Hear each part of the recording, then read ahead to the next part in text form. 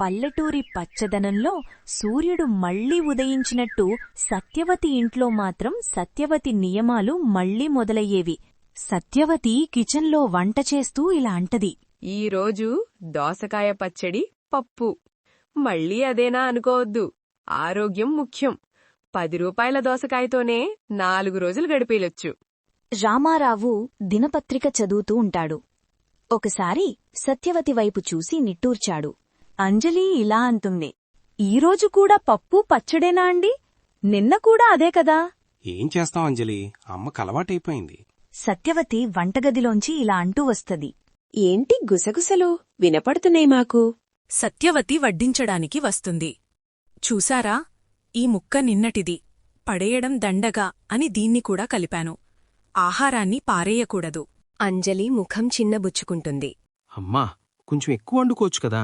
ఎక్కువ వండేం చేస్తాం? పారేయడానికా? నేనైతే ఒక్క మెతుకు కూడా పారేయను. నీకు తెలుసు కదా ఒకప్పుడు ఎంత కష్టపడ్డామో. ఆ కష్టాల సంగతి పక్కన పెట్టు సత్యవతి. ఇప్పుడు మనకు డబ్బుకి కొరతలేదు. వాడు ఉద్యోగం చేస్తున్నాడు. డబ్బుంది కదా అని దుబారా చెయ్యాలా? అందుకే అప్పుల్లో కూరుకుపోతారు. అందరూ నిశ్శబ్దంగా తింటారు. కాని వారి ముఖాల్లో అసంతృప్తి కనిపిస్తుంది. భోజనం పూర్తవుతుంది. ఉష్ణోగ్రత పెరుగుతోంది. హాల్లో ఉన్న పాత సీలింగ్ ఫ్యాన్ చుయి చుయి అని కష్టంగా తిరుగుతోంది. రామారావు పేపర్ చదువుతూ విసుగు చెందుతాడు. అబ్బా, ఎంత వేడిగా ఉందో! ఈ ఫ్యాన్ ఎందుకింత నెమ్మదిగా తిరుగుతోందమ్మా? నెమ్మదిగా తిరిగినా గాలి సరిపోతోంది. మరీ వేగంగా తిరిగితే కరెంటు బిల్లు పెరుగుతుంది. నేనెప్పుడూ 3 స్పీడుకు మించి పెట్టను. అత్తయ్యా, నా గాలి రావట్లేదు. ఈ వేసవిలో 3 సరిపోదు. సత్యవతి, ఫ్యాన్ పాతబడింది. మార్కెట్లో ఇప్పుడొచ్చిన స్టార్ రేటింగ్ ఫ్యాన్లు పెట్టుకుంటే కరెంటు తక్కువ లాగుతుంది. కొత్త ఫ్యాన్ కొనడానికి ఎంత డబ్బు ఖర్చు? దాని బదులు 3 నెలల కరెంటు బిల్లు కట్టేస్తాను. పాతదే బంగారం. అమ్మా, పాతది స్లోగా తిరిగితే ఆటోమేటిక్గా ఎక్కువ కరెంట్ లాగుతుంది. ఇది సైన్స్. ఇక్కడ సైన్స్ కాదు, నా లెక్కలు ముఖ్యం. నువ్వు హైదరాబాద్లో లక్షలు సంపాదిస్తావు కదా, నువ్వు నెలలో ఎంత కరెంట్ ఆదా చేయగలవో చూద్దాం. సత్యవతి, కార్తీక్, అంజలి మధ్య పొదుపు గురించి వాదన పెరుగుతుంది. అంజలి కార్తీక్తో చిన్నగా ఇలా అంటుంది. అండీ, దొరికింది అవకాశం. మనం ఒక పొదుపు పోటీ పెడదాం. సరే అమ్మా, ఈ రోజు నుంచి మనం ఒక నెల రోజుల పాటు పొదుపు ఛాలెంజ్ పెడదాం. సత్యవతి ఉత్సాహంగా అంగీకరిస్తుంది. నేను రెడీ. ఈ సత్యవతి పొదుపు ముందు మీ ఆధునిక పొదుపు నిలవదు. అత్తయ్య, ఇది మా టీం. నేను, కార్తీక్, మామయ్య. రామారావు వైపు చూస్తుంది. ఏంటి, నేను కూడానా? అవును, నువ్వు నా వైపు ఉండేవాడివి. ఇప్పుడు వాళ్లవైపు చేరావా? సరే, ఒంటరిగా నేను ఒక team. Karthik challenge rules explain చేస్తారు. సరే, రూల్స్. టీం సత్యవతి, కరెంట్, నీరు, వంట గ్యాస్ వినియోగం తగ్గించడం. మా టీం అంజలి, కరెంట్, నీరు, వంట గ్యాస్ వినియోగం తగ్గించాలి. కానీ ఇంట్లో సుఖాన్ని, కంఫర్ట్ మాత్రం తగ్గించకూడదు. కొత్త టెక్నిక్స్తో ఆదా చేయాలి. సత్యవతి ఇలా అంటుంది. గెలిచిన వాళ్ళేంటి? గెలిచిన టీంకి ఓడిన టీం వాళ్లు 2 నెలల పాటు ఇంటి ఖర్చులన్నీ భరించాలి. సత్యవతి కళ్ళు మెరుస్తాయి. ఇది ఆమెకు పెద్ద సవాల్ మరియు అదృష్టం. సత్యవతి ఇల్లు 2 వారాల తర్వాత. 2 వారాల పాటు ఇంట్లో సరదా గందగోళం నడుస్తుంది. టీం సత్యవతి, ఒంటరి పోరాటం. సత్యవతి ఫ్యాన్ ఆపేసి ఉంచుతుంది. వేడిగా ఉంటే తనే ఒక పాత తాటాకు ఫ్యానుతో రామారావుకు గాలి విసురుతుంది.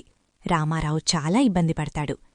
కిచెన్లో పాత్రలు కడిగేటప్పుడు అంజలి వాడుతున్న నీటికంటే తను ఒకే మగ్గు నీటిని వాడి కడగడం చూపిస్తుంది.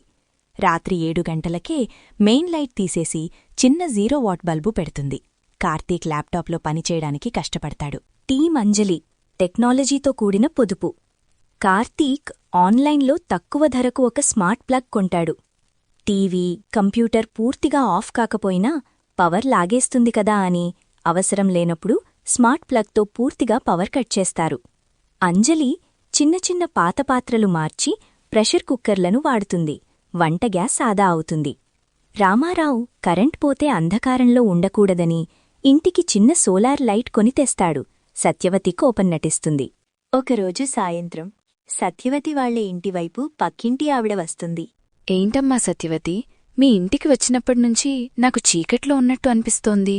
అదేం లేదు, మేం కొత్తగా పొదుపు దీక్షలో ఉన్నాం. టార్చర్ కాదాంటీ, స్పోర్ట్స్. నీకేమీ తెలీదు. నేను గెలిచి నెల ఖర్చు వాళ్లతో కట్టించుకోవాలి. అంజలి, కార్తీక్, రామారావు ముగ్గురూ తమ పొదుపు పెరగడం చూసి చాలా ఆనందిస్తారు.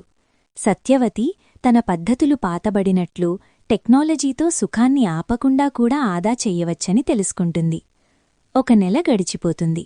కరెంట్, నీరు, గ్యాస్ బిల్లులు వస్తాయి. అందరూ ఉత్కంఠగా కూర్చుని ఉంటారు. సత్యవతి, ఇదిగో ఫలితం.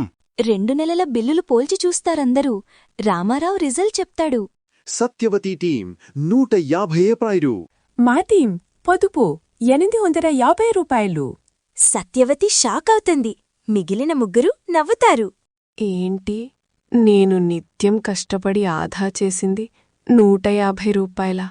మీరేంటి ఫ్యాన్లు వేసుకుని కొత్త కుక్కర్లు వాడి 850 ఆదా చేశారు?